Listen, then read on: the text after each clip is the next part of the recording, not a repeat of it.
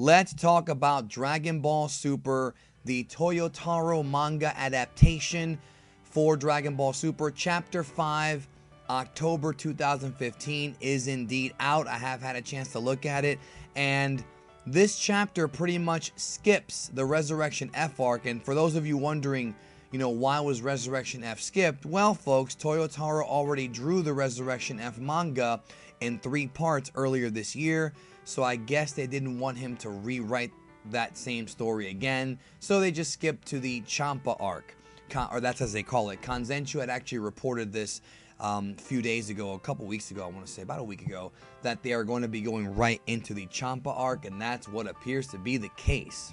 So, before we go any further, I must warn you, this is going to contain spoilers for future episodes of Dragon Ball Super that actually may not even air until December or even January. This is going way ahead of schedule here, but like I said, Kanzenshuu had reported it, and that's pretty much what's going on. So, the chapter opens up with Goku and Vegeta training after the Resurrection F portion of the story. They're training back on Beerus' planet, and Vegeta and Goku are going at it hard. Vegeta goes SS, God SS, and then Whis is like, oh, blue hair, which is weird because he should already know they have blue hair, but hey, what can you do?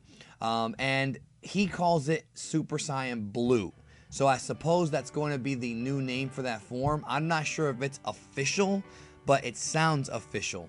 Usually Toei, Namco, Bandai, Viz, all these companies, not really Viz, but usually Shueisha, they don't like changing the names of things for marketing purposes. So I don't know if that's going to stick, but nonetheless, Whis tells them that transforming into SSJ is prohibited in the training.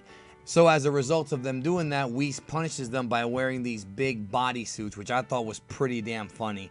Again, I'm not sure if Toriyama or Toyotaro are the minds behind this bodysuit thing, but it is total Toriyama humor. And we're going to get to more of that later. So, out of nowhere, we have the appearance of Beerus and his mysterious female assistant who now has a name, and her name is Vados. And now, what happens is the majority of this manga chapter is pretty much going to be exposition and planning for the future, pretty much explaining to you what we're going to see out of this arc, or at least out of the first part of the arc.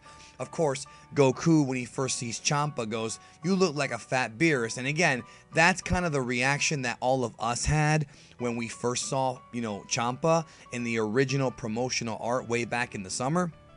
We were like, oh shit, that's a fat Beerus. That's pretty much what Goku is saying. He's speaking for the audience there, which is typical Toriyama humor. After some talk, we pretty much discover that Champa is indeed the Universe 6 God of Destruction, and Vadosu is his assistant, just like Whis.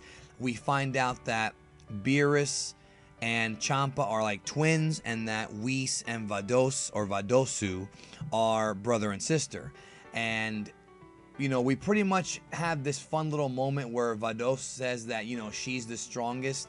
And, Whis is like, oh, I've been training for 1,000 years, so I don't know about that. So now the strength debates are going to begin again until we see them fight. Who really is the strongest in this story? Is it Whis or is it Vados? Who knows? So pretty much Beerus is all confused about what's going on. And they have this random-ass noodle showdown, which again, very good Toriyama-esque humor. I enjoyed it very much.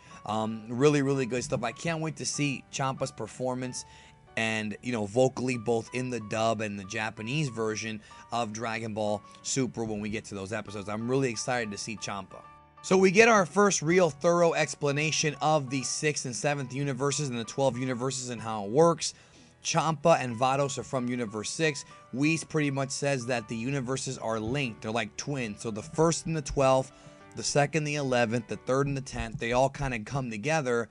Whatever number equals out to 13. Of course, the 6th and 7th universes are like twins, like the front and the back. And we find out very quickly that there is an Earth on Universe 6, as well as possibly a planet Vegeta. So a lot of speculation has been going on now about whether or not we're going to see alternate universe versions of Vegeta and Goku. It seems almost as if it's probably gonna happen. I mean, let's be real here. These guys don't just tease these things for no reason. So we could see alternate universe Goku and Vegetas. I wonder if their paths are going to be similar or different. I'm interested. I really am. Let's see what happens. So we then find out that Champa is pissed because his Earth is kind of war-torn, whereas the Earth in Universe 7 can serve up some pretty good food. So Champa's like, fuck it, we're going to have a battle.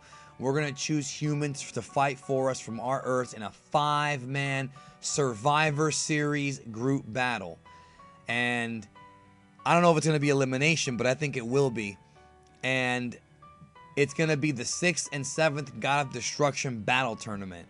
And that's where we're going to go next. I cannot wait for the November Toyotaro manga. I'm actually more excited to read the manga than I am to watch the anime. But I'm excited to watch the anime too. Want to get your thoughts below on what you think about Dragon Ball Super Toyotaro manga chapter 5.